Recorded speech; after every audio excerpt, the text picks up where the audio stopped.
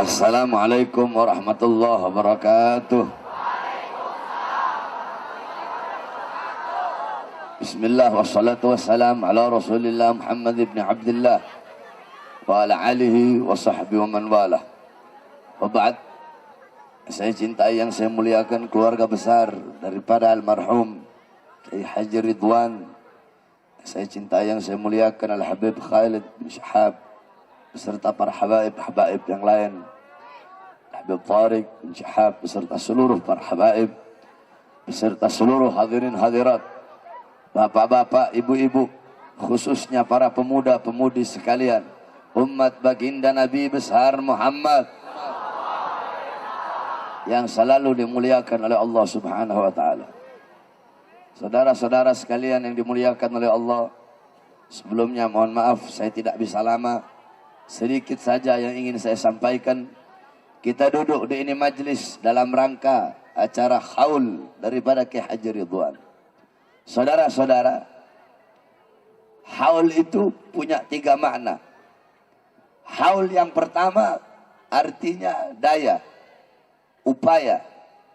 La haula wala, tidak ada daya, tidak ada upaya. Haul yang kedua maknanya sekitar atau sekeliling. Alladzi barakna haulahu, yang kami berkahi sekitarnya, yang kami berkahi sekelilingnya.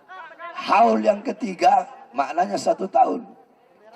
Jadi setiap perputaran waktu 1 tahun itu namanya haul. Setiap perputaran waktu 1 tahun itu namanya haul. Nah, yang kita maksudkan haul di sini adalah mengenang setiap 1 tahun daripada orang soleh. Mengenang 1 tahun setiap daripada orang yang beriman kepada Allah. Sangat banyak sekali acara-acara haul. Di Jakarta ada haul Habib Hussein bin Abu Bakar Al-Idrus luar Batang. Haul Habib Salim bin Ahmad bin Jindan. Ada haul Habib Kunjung. Ada haul Habib Ali Kuitang. Ada haul Habib Ali bin Hussein Al-Attas. Ada haul Kampung Bandan. Kemudian di Empang Bogor ada haul Habib Abdullah bin Muhsin Al-Attas. Di Sukabumi ada haul Habib Syekh Al-Attas. Kemudian di Jawa Tengah ada haul Haddad. Kemudian ada haul Pekalongan. Ada haul di Jogja Habib Tempel. Di Jawa Timur ada haul Habib Abu Bakar Muhammad Segaf Gresik. Haul Habib Saleh bin Muhsin Al-Hamid Tanggul. Kemudian haul Habib Abdullah bin Ali Al-Haddad Bangil. Haul Habib Hasan bin Ahmad Baharun Bangil. Haul Habib Ja'far bin Syekhon As-Segaf Pasuruan. Kemudian haul Habib Hadi bin Abdullah Al-Haddar Banyuwangi. Sampai di Sulawesi ada haul Habib Idrus bin Salim Al-Jufri. Di Manado ada haul saya punya datuk Habib Alwi bin Abdurrahman bin Smith. Kemudian di daerah Tondano Minahasa ada haul Habib Abdullah bin Umar Segaf. Sampai daerah Singapura ada haul Al-Habib Nuh Al-Habsyi. Haul adalah ajaran para habaib. Haul adalah ada kebiasaan daripada para habaib, yakni mengenang 1 tahun daripada setiap kematiannya orang soleh. Jadi namanya haul itu untuk orang soleh, untuk orang yang beriman, untuk orang yang bisa kita ambil ibrah, hikmah, intifa, iktibar daripada kisah hidupnya. Tidak ada orang semasa hidupnya mabok, semasa hidupnya mencuri, mati dalam keadaan maksiat, terus diholi. Tidak ada apa pelajaran apa yang bisa kamu ambil. Ada seorang perempuan melacur, sepanjang hidupnya melacur, sampai mati dalam keadaan melacur, belum taubat. Terus begitu mati, dihauli 1 tahun. Pelajaran apa yang bisa kamu ambil? Jadi yang namanya haul adalah untuk orang-orang soleh. Di dalam acara haul dibacakan manakib. Manakib itu jamak, mufradnya manqabah, artinya sejarah, teladan, yaitu kisah-kisah hidup yang baik daripada sahibul haul. Diceritakan bagaimana ilmunya, amalnya, ibadahnya, waraknya, khaufnya, khasyahnya, zuhudnya, ibadahnya, qanaahnya. Agar apa? Agar kita yang hadir bisa mengambil iktibar, ibrah, hikmah, intifa, ilmu, faedah, mengambil manfaat, mengambil pelajaran daripada kisah hidup haul.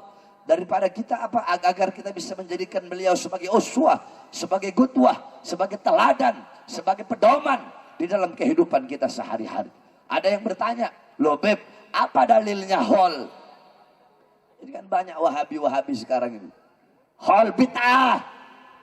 Maulid bid'ah, ziarah bid'ah. Sama kayak ada satu ustadz, baru saya lihat tadi siang videonya dikirim. Yang dimana itu Ustadz, siapa namanya itu? Siapa namanya? Ustadz siapa?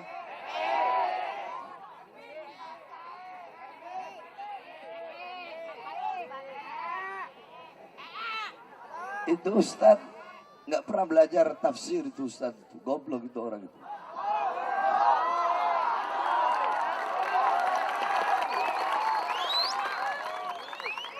Itu orang tidak punya akhlak dan tidak punya adab kepada Rasulullah SAW. Dia bawa surat Wadduha walalida saja mawaddaka rabbuka makala wala akhiratu khalaq wala sawfa yu'tika rabbuka fadarda alam yajidka yatiman fa'awa alam yajidka yatiman fa'awa. Bukankah Allah menemukan engkau dalam keadaan yatim, kemudian Allah lindungi engkau? Dalam tafsir Baghawi, yaitu tafsir Ma'alimut Tanzil karangan Imam Baghawi, dijelaskan di situ bahwasanya itu ayat alam yajidka yatiman fa'awa. Nabi Muhammad SAW, beliau ayah beliau meninggal ketika beliau berada dalam kandungan ibunya, makanya disebutkan beliau anak yatim. Makanya Nabi abal yatama wal masakin. Nabi itu bapaknya anak yatim, bapaknya orang miskin. Kenapa? Karena Nabi sendiri pun yatim. Di umur 6 tahun beliau ditinggal oleh ibunda beliau, yaitu Sayyidatuna Aminah, sehingga beliau diasuh oleh kakeknya Abdul Muthalib dan dirawat oleh Ummu Aiman. Abdul Muthalib meninggal, beliau dirawat oleh pamannya, yaitu Abu Talib. Bahkan pamannya Abu Talib, kakek beliau Abdul Muthalib, menyayangi beliau melebihi kesayangannya, melebihi sayang dan cinta kepada anak-anaknya yang lain. Alam yajidka yatiman fa'awa. Fa'awa di sini Allah lindungi beliau. Allah memberikan anugerah kepada beliau. Kepada siapa? Bukan kepada Nabi Muhammadnya. Kata Imam Baghawi, kepada Abu Talib yang ketika itu menjaga beliau. Abu Talib orang susah. Abu Talib orang susah, orang miskin, tidak punya apa-apa. Tapi ketika beliau merawat Nabi Muhammad, Allah berikan rizki yang banyak kepada beliau. Itu yang pertama. Alam yajidka yatiman fa'awa. Terus ayat selanjutnya, wa wajadaka dhalam fahada. Ini yang dia bawa. Wa wajadaka dhalam fahada. Dan bukankah kami menemukan engkau dalam keadaan tersesat, kemudian kami berikan petunjuk? Terus dia nggak baca tafsirnya, dia nggak baca asbabun nuzulnya. Maksudnya dhol, tersesat di sini bukan berarti Nabi itu sesat, bukan berarti Nabi itu tidak tahu apa-apa. Imam Baghawi bilang yang dimaksudkan tersesat di sini, Nabi Muhammad di masa kecilnya beliau pernah tersesat di lereng-lereng Makkah. Akhirnya di waktu itu tengah malam gelap, Nabi Muhammad tersesat di lorong-lorong Makkah. Allah berikan beliau petunjuk sehingga beliau bisa sampai kepada tempat yang beliau tuju. Bukannya beliau tersesat, bukannya Nabi nggak beriman kepada Allah. Bukan Nabi tersesat berarti Nabi orang bodoh, orang goblok yang nggak tahu apa-apa. Kemudian Imam Baghawi berkata, maksudnya fadhallah tersesat di sini. Nabi Muhammad ketika beliau di umur 8 tahun, beliau menaiki an-naqatu. An-naqatu yakni onta betina. Beliau naik onta betina bersama paman beliau Abu Talib. Itu beliau ingin pergi ke Syam. Nah, di tengah perjalanan waktu itu gelap. Kemudian beliau dan pamannya tersesat. Siapa yang menyesatkan? Iblis. Iblis sesatkan Nabi. Akhirnya Allah perintahkan Jibril untuk meniup iblis itu sehingga iblis tertiup jauh sampai ke Basrah. Kemudian Allah berikan petunjuk kepada Nabi sehingga beliau sampai ke tempat yang beliau tuju, yaitu Syam. Makanya belajar goblok, belajar bodoh. Ngomong sembarangan bilang Nabi itu dulunya sesat, terus Allah kasih petunjuk, ini orang goblok begini itu. Terus dia bilang, oh berarti kalau ngerayain Maulid, Nabi kan baru lahir. Nabi baru lahir Nabi kan tersesat baru lahir, tidak tahu apa-apa, berarti sedang merayakan maulidnya orang yang sesat. Ini ustadz goblok, kiai goblok, sampaikan sama dia, saya tantang dia depan. Saudara-saudara, jadi ingat ya, tadi dalam kitab Ma'alimut Tanzil Al-Imam Baghawi dan dalam kitab Tafsir Jami'ul Bayan Al-Imam Ibnu Jarir Al-Tabari, maksud daripada tafsir ayat wa wajadaka dhallam fahada, dan kami menemukan kamu dalam keadaan tersesat, kemudian kami berikan petunjuk. Maksudnya apa tadi? Udah saya jelasin.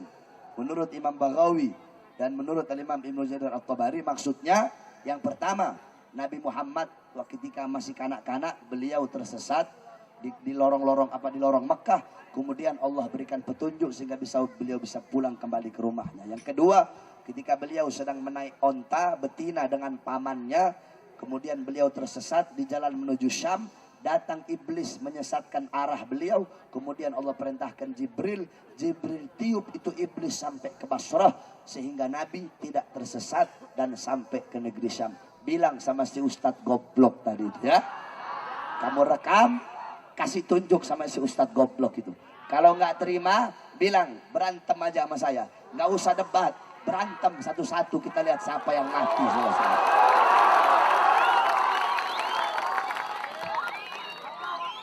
Jadi Ustadz congor kok nggak bisa dijaga. Ngomong Nabi itu sesat, Maulid sesat. Ustadz apa namanya itu? Ustadz apa?